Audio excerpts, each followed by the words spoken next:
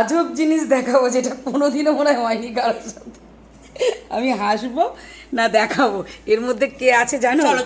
এর মধ্যে আছে সিঞ্জু সোনা। ওকে ওষুধ খাওয়ানো হবে, তার জন্য এত কিছু করতে হচ্ছে। এই যে ই কলার পরানো হয়েছে, তারপর আমার মেয়ে টাওয়াল দিয়ে ওকে ধরতে যাচ্ছে, জুলি কিন্তু কামড়েছে। এবার এই যে এত ওষুধ খাওয়াতে বিরক্ত করে, ই কলার পরানোর পরেও ধরা যাচ্ছে না। ও সবাইকে ভয় দেখাচ্ছে, কামড়াতে যাচ্ছে।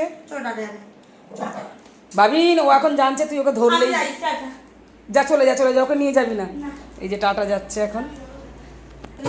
টাটা বললে খুব ভালো বোঝে, একদম চলে এসছে গেটের সামনে, যাবে। ওকে বাইরে বের করে তারপরে কোলে তুলতে হবে।